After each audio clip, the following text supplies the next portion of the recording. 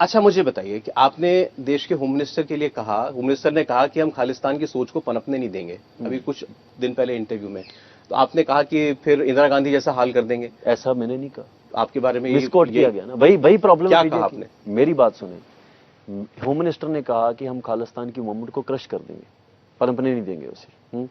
मैंने कहा कि वेलकम, बट उसके कॉन्सिक्वेंसेस हो गए जो हुए थे तब। इंदिरा गांधी का murder was not just only consequence, एक जेनोसाइड था सिखों का, 10 साल की मिलिटेंसी का पीरियड था पंजाब में। तो हमें ये नहीं बात करनी चाहिए कि सिर्फ एक इंदिरा गांधी का मर्डर ही कॉन्सिक्वेंसेस है और होम मिनिस्टर को मैं थ्रेट देने की पोजीशन में हूं। होम मिनिस्टर को यह बात डेमोक्रेटिकली कहनी चाहिए कि हम पनपने नहीं देंगे। जब सुप्रीम कोर्ट कहता है, आप बताएं सुप्रीम कोर्ट बड़ा है कि होम मिनिस्टर बड़ा है? सुप्रीम कोर्ट कहता है खालिस्तान की सोच, देखिए ये तो किसी भी सरकार का फर्ज है कि वो देश की इंटीग्रिटी को इंटैक्ट रखेगी, पर देश की सरकार का ये फर्ज नहीं है ना कि वो होम मिनिस्टर ये बोले कि हम हिंदू राष्ट्र की सोच को पनपने नहीं देंगे। बोल के दिखाएं। मैं हिंदू राष्ट्र का समर्थक नहीं हूं, लेकिन चूंकि हम इस बारे में बात कर रहे हैं, हिंदू राष्ट्र भारत के किसी टुकड़े को अलग करके और उसे हिंदू राष्ट्र बनाने को नहीं कहता। और एक बात, भारत की लिमिट्स के अंदर ही हिंदू राष्ट्र की बात की कल्पना करता है। मेरी बात सुन, खालिस्तान की तरह नहीं। मेरी बात सुन लो, और मैं उसका समर्थक नहीं हूं। मेरी बात सुन ले आप। ये कहना कि सबकी आइडेंटिटी को डिसॉल्व करके एक आइडेंटिटी खड़ी कर देना, जियोग्राफिकल एरिया सेम रहने देना, या ये कहना कि हमें एक अलग होना है, दूसरों को अफेक्ट नहीं करना। एक सेकंड सर, दोनों से बड़ा सर, एक सेकंड, आप खालिस्तान की मांग कर रहे हैं, खालिस्तान में डाइवर्सिटी होगी? हाँ, कैसे? खालसे राज में डाइवर्सिटी है। खालिस्तान की जो डाइवर्सिटी है, हम पंजाबी एथनिसिटी पे या हमारा एम्पायर जो गया है उस पे राज मांग रहे हैं ना हम लोग, और उसमें डाइवर्सिटी क्यों नहीं है? सिख तब 9% थे जब महाराजा रंजीत साहब, और बीच में 20% तक उनकी पॉपुलेशन गई सिखों की जब राज का पीक था।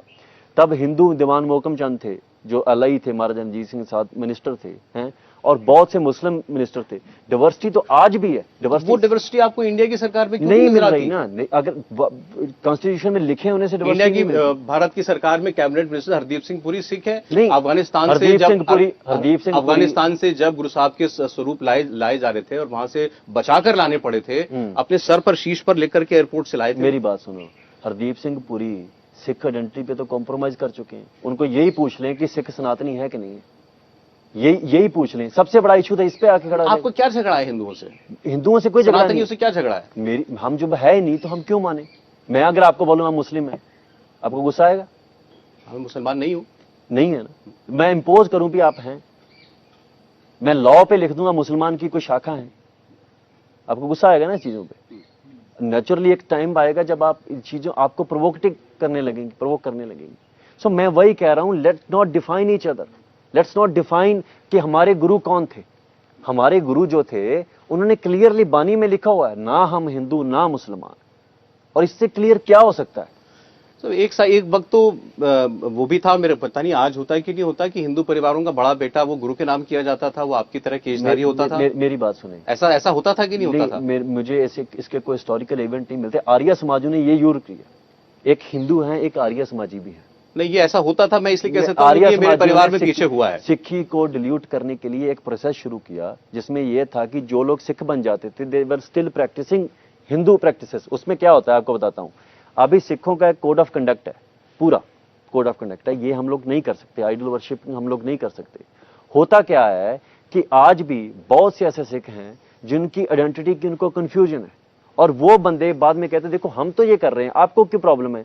अगर मैं यही बात कर रहा हूं कि ऐसा अगर हिस्टोरिकली होता है तो वो सिखों की पोजीशन क्या है? आपको इसमें अच्छा ये आपको अखरता क्यों है? ये तो ये कुछ कहीं किसी हद तक वेलकम किया जाना चाहिए कि मैं भी ऐसे सिखों को जानता हूं जो मंदिर में भी चले जाते हैं, और बहुत एक सेकंड बहुत सारे हिंदू और पंजाब में रहने वाले तो मुझे लगता है ज्यादातर, बल्कि सभी गुरुद्वारे में शीश नवाते हैं जाकर के। और वो उसका आंसर मैं बताता हूं आपको, ठीक है? कोड ऑफ कंडक्ट है हिंदू का, आदर भाव है ये। नहीं, आदर भाव की बात नहीं है, हिंदू का एक अपना कोड ऑफ कंडक्ट है। हिंदू का कोई कोड ऑफ कंडक्ट नहीं है ना, ठीक है, वो गुरुद्वारे में जा सकते हैं। सिखों का तो है। हमें गुरु साहब कहते हैं गल पाथर कैसे तरेसगा, जो आदमी बुत परस्ती करता है वो भव सागर से पार नहीं गुजर सकता। तो हमारा मंदिर में जाना प्रोहिबिटेड है। कोई सिख जाता अपनी कैपेसिटी पे जाता है, गुरु इज नॉट अलाउइंग दैट। भगत कबीर की बानी में आपने सब कुछ पढ़ा होगा, है गुरु ग्रंथ साहिब जी की बानी में सब कुछ पढ़ा होगा। सो ये है कि प्रॉब्लम यही है हिंदूज का कोड ऑफ कंडक्ट ना होने की वजह से उनको लगता है सिखों का भी नहीं होना चाहिए। मैं कहता हूं आपको वेलकम है गुरुद्वारे में, ऐसा नहीं है कि आपको वेलकम नहीं है, लेकिन आप इसके बदले में ये उम्मीद ना रखें कि सिख मंदिर में जाएं, जहां वो मतलब वही चीजें गुरुद्वारे में करें जो मंदिर में हो रही है। यही प्रॉब्लम है। अब वेपन लेके हम गुरुद्वारे में जाते हैं, इसमें पता क्यों प्रॉब्लम होती है? गुरुद्वारे में तो वेपन ऑलरेडी पड़े हैं, बंदूकें पड़ी हुई हैं 5 तख्तों पे, 5 तख्त हैं सिखों के, और जो बंदूकें हैं और हथियार हैं उनका प्रकाश गुरु ग्रंथ साहब जी के 2.5 फुट ऊपर होता है, हथियार को ऊपर रखा जाता है 5 तख्तों पे सिखों के। और वो क्या सिंबल है? हमारे तो गुरु गोविंद सिंह जी कहते हैं अस कृपान खंडो खड़ग तुबक तबर आर तीर साहब सरोही साहिथी, यह है हमारे पीर। जो शस्त्र हैं यही हमारे पीर हैं, यही देवी हैं, यही देवते हैं हमारे, ये हथियार जो। या बता सकते हैं कौन से दौर में ये बात कही गई होगी? नहीं, दौर तो चेंज नहीं होते। क्योंकि नानक साहब के गुरुजी महाराज के दौर पर तो जंगें नहीं हो रही थी। नहीं हो रही थी, तभी बाबर चढ़ के आ रहा था। बाबर ने जब हमला किया, गुरु नानक साहब पता क्या बोलते हैं? गुरु नानक साहब ने तो शस्त्रों की, उन्होंने बात की, युद्धों की, शस्त्रों की बात की है। जाओ तो प्रेम खिलन का चाओ, सिर तर तली गली मेरी आओ, इत मार्ग पैर तरी जय, सिर दीजय कांड न कीजिए। Guru Nanak Sahab ji says if you want to come with me make sure you are not afraid of death. आप अपना शीस अपने तली पे धर के आए, इस मार्ग पे चलना है, सिर दे दें, पैर पीछे नहीं आपने उठाना। गुरु नानक साहब ने युद्ध का भी वर्णन किया है बहुत बड़े, और उसके बाद गुरु अर्जन साहब तक शहादत हुई है शांतमयी। 6वें पातशाह ने 2 तलवारें पहनी, एक मीरी की एक पीरी की, 2 तलवारें, लोग एक पहनते हैं, 6वें पातशाह ने 2 तलवारें पहनी गुरु हरगोबिंद साहिब जी ने। और उसके बाद अकाल तख्त की सृजना होती है। अकाल तख्त का अर्थ ही है कि हम शस्त्रधारी हों। गुरु साहब ने पता क्या बोला?